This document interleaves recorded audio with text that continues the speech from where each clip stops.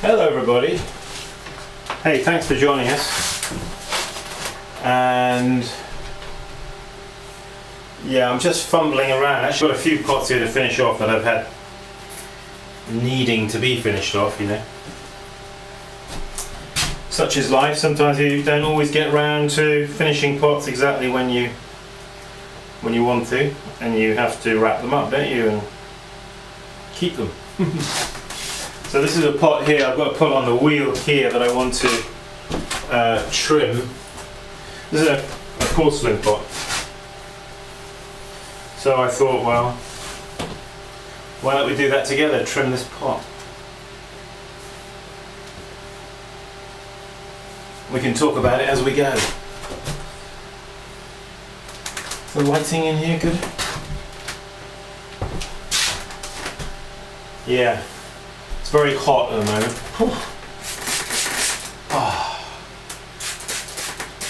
Better. Need to cool down. So, I was going to bring the camera down here on the wheel head. I've got a porcelain open bowl which I need to trim. So, let's just get the camera facing down there.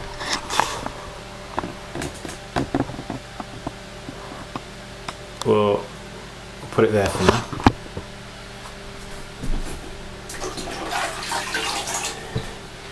Yeah, I kind of got this. I've got this treadle wheel upstairs here, and I only use this one for porcelain. So.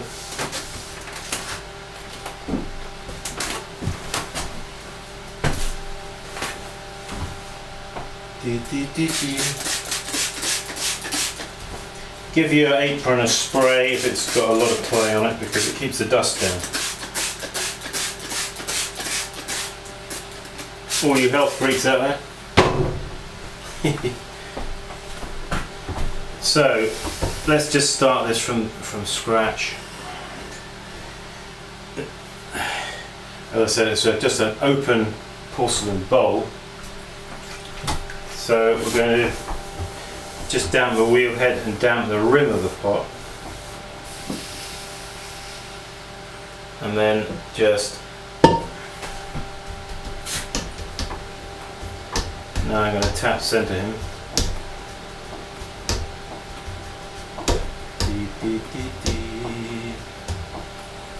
Now sometimes when you're trying to tap center a pot, you'll find that the base here is not 100% concentric with the rim there. Do you ever find that? So you center up the rim here, say, on the wheel head, and then you find that the base here is going around like this.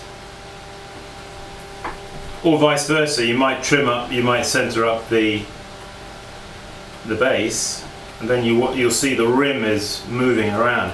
So what do you do in a situation like that? Do you trim the rim, or do you trim the base? This particular bowl here is not too bad, actually. Very fractionally. Sometimes it's very common for them not to be 100% in terms of concentricity, the base with the rim. So what do you do when you come to centering it up? What do you do? So, well, I'll tell you what I do. I go down about 1/3 of the way, and I trim a point about here. Okay, so if you have a pot that is like that, sort of take an average, and I just sort of go down about 1/3 of the way to a point about here, and I get that part on center, irrespective of what the rim is doing or what the base is doing. I just get it sort of centered about there, and that seems to work. So I've got my trim tool, finger posture. So we're just gonna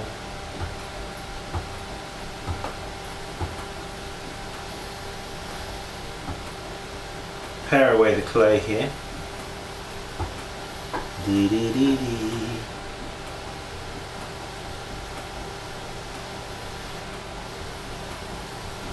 Now this is porcelain clay, which is like a dense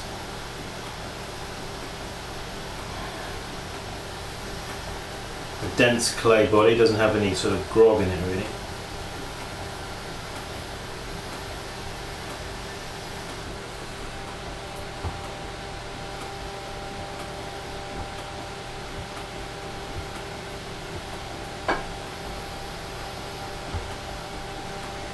Da, da, da.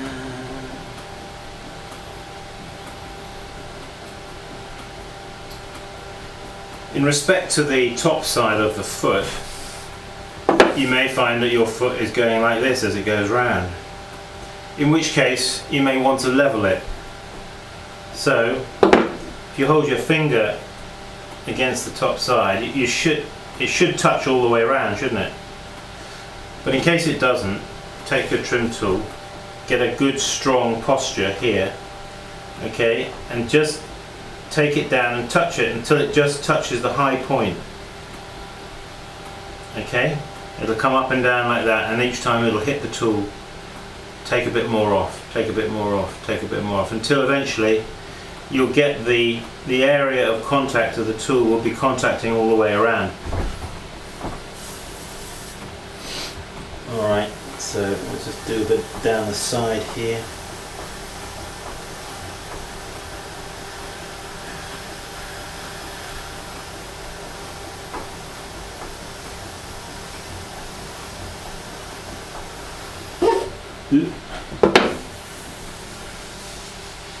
Now sometimes the wheel, it comes off the wheel, you see. So, well, I just use that as an opportunity to have a little feel of the pot.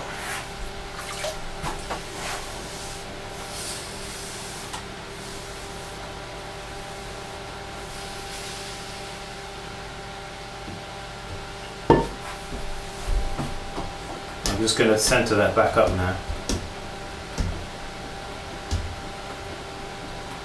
Yep. See, when you get used to centering, when you get used to tap centering, you know there comes a time when you are learning. Sorry, there doesn't come a time when you are learning. That's the wrong way of describing it. What I mean is, when you start, there is a certain, you know, like you're trying to get a pot on center, and sometimes it's difficult to. You can't see whether it's on centre or not. You're not sure whether it's on centre. As you get better and more adept at it, you can see immediately if it's on centre just by looking at it. You see? So we train our eyes, don't we?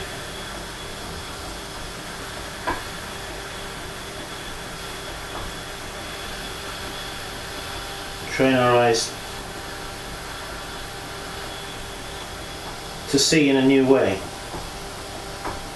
Okay, so I'm just going down the wall here a bit, paring away, shaving away some of this clay.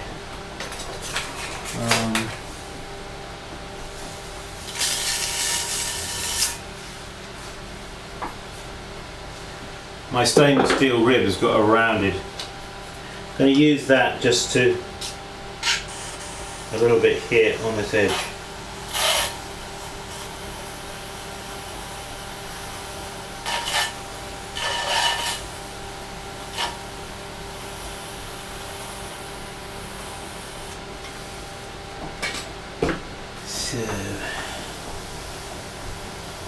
These are fairly narrow-footed bowls. These are actually rather, I won't say they're an exact copy, but they're very similar to bowls that I used, when I worked for my dad. He used to have me make porcelain bowls, and one of his bowls is the sort of style is very similar to some of my father's bowls. Let's bring the camera in for a bit of detail. But as I say, you know, there's nothing. It's not that I copy those bowls, but they're just sort of like, you know, I did them in my training so many years ago, and sort of, you know, they sort of like become part of you, and you sort of make them your own, you know, in your own way. my bowls are not identical to my dad's at all, but they are similar. They're similar.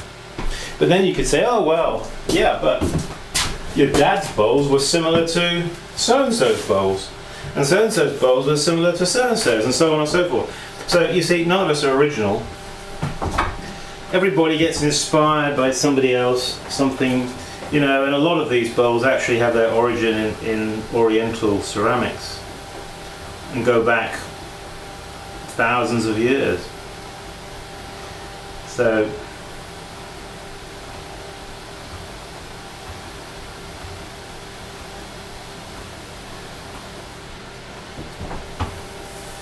sometimes it's not a bad idea if you like something, if you like a pot of a certain person, if you like a particular, you know, well, copy it. It's not that easy to copy, actually, and to copy actually demands in itself quite a lot of skill. To be able to see a work of somebody else and do a pretty good copy of it is not that easy. Try it and see.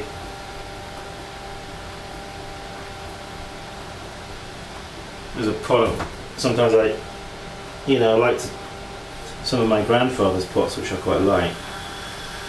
And sometimes I think, oh, I'll have a go at making that. See if I can do, you know, and sometimes they get quite close, but you know, they're still not, because you know, it's the firing as well, you know, and you can't really reproduce the same firing conditions of a pot that was made, you know, 60, 70 years ago, probably made in a different country, using a different, you know, I'm firing with gas, and I'm pretty sure my grandfather didn't fire any of his pots with gas. So, you know, and then you've got, of course, the different raw materials themselves, you know. So it can be quite a challenge, but I think it's a really good thing to do, to copy. Trouble is, in this sort of modern arty-farty world that we live in, everyone's trying to be original the whole time. So of course, you know, it's sort of kind of taboo to copy anybody, or thought of as being, you know, well, can't you be more original? Can't you, you know, come up with something of your own? And it's nonsense.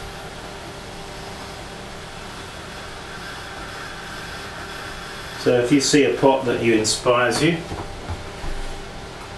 copy it. See if you can copy it. It's a very good learning exercise in itself. Okay, so what are we doing here? So I'm just shaping the foot here, the underbelly here, side wall.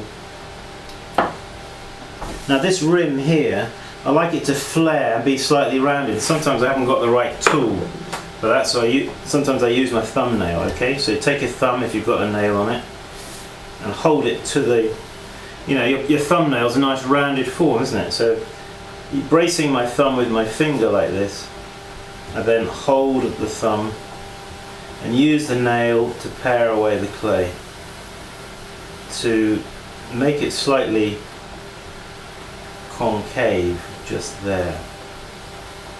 See? Dee dee dee dee.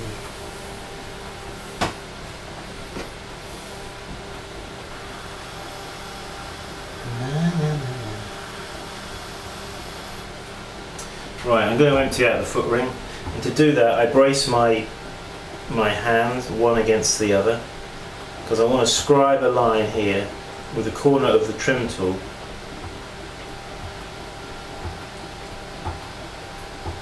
It's like a guide line.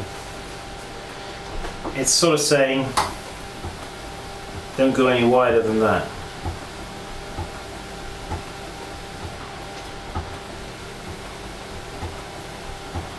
So, digging in from the centre outwards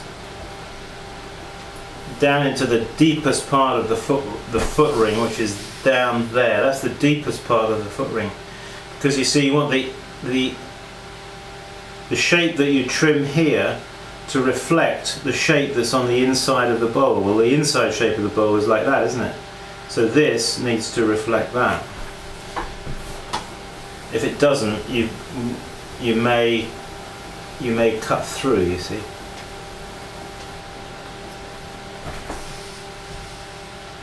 There's a beautiful little spiral there, isn't it? Look at that.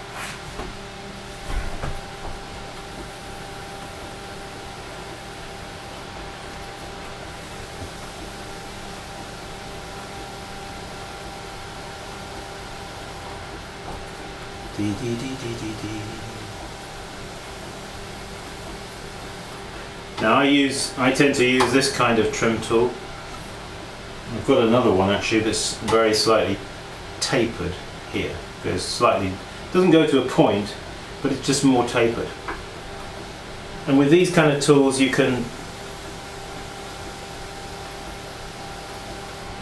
I practically do all my trimming with these kind of tools.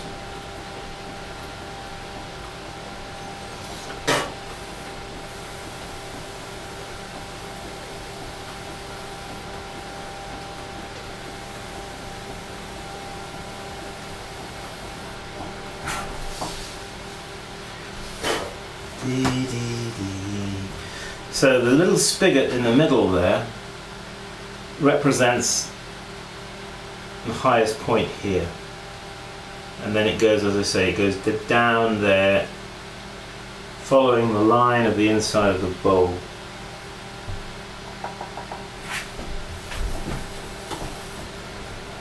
You'll also notice that there is a bevel here on the corner, and that line of that bevel there, the angle of that bevel relates to the line here. You see the line there,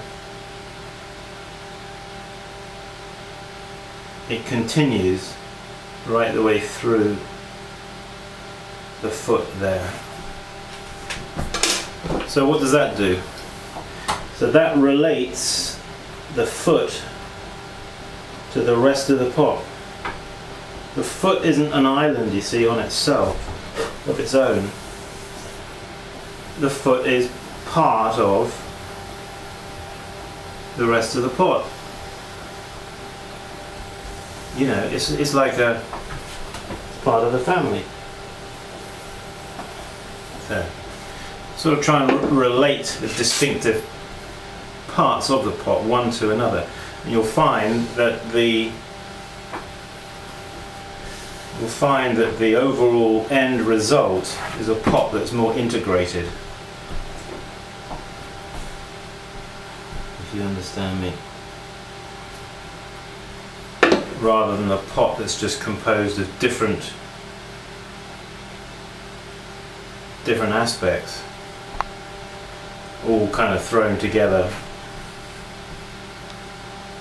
Right, let's pull back the camera. Da da dee dee dee. Yeah.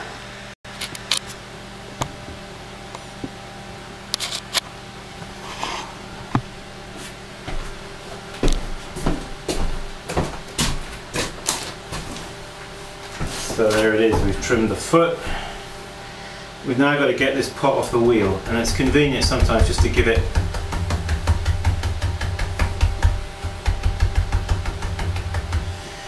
see how well a pot can stick of its own self to the wheel head without any clay pads to secure it. You see, the thing is pretty. You hear that? It popped off. So there is the form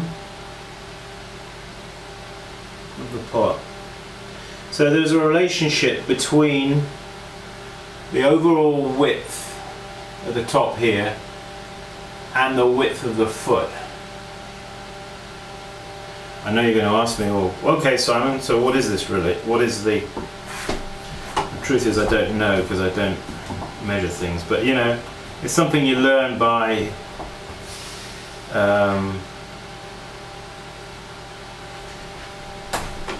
looking. So I'm just going to trim now the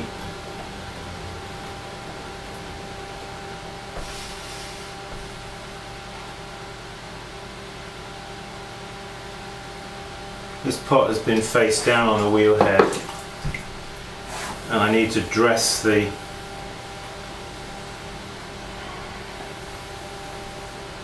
just dress the lip of the pot.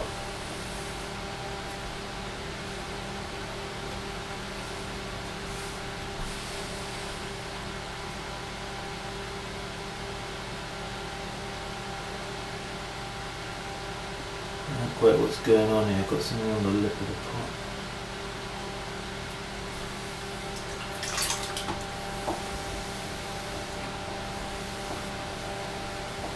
Very important when after you've had the pot down on the wheel head that you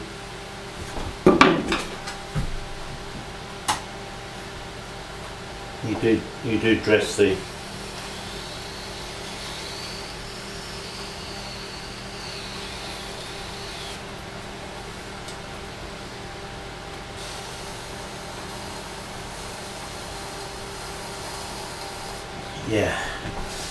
just dress the edge.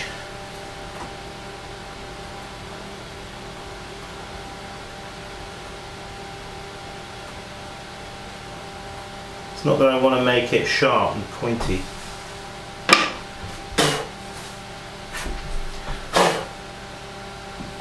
I don't want to do that.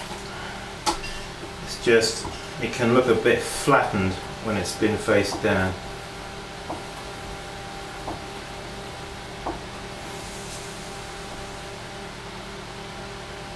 Okay.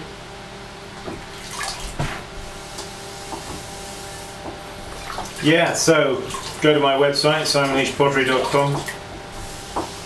I'm having a batch of new leach wheels, such as I'm working on here. You'll find them there. Well, they're there now, but I mean, I'm taking orders for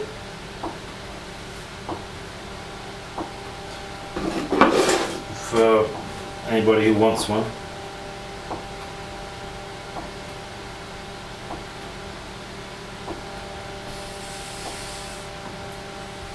So yeah, except these ones are actually going to have stainless steel trays.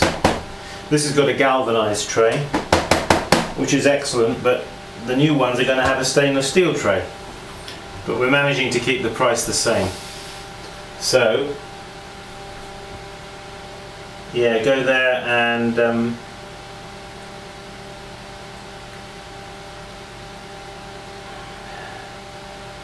check out this and that, pottery tools, workshops, information. I don't know.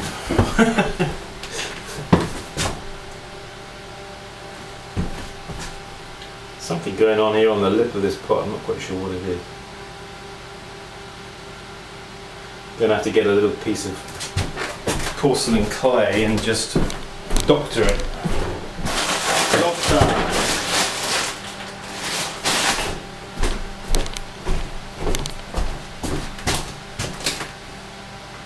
Wonderful thing about clay, isn't it? It's you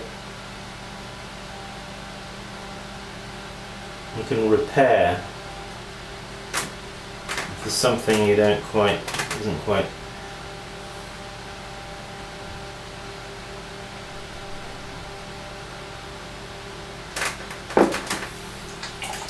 Do a little repair job.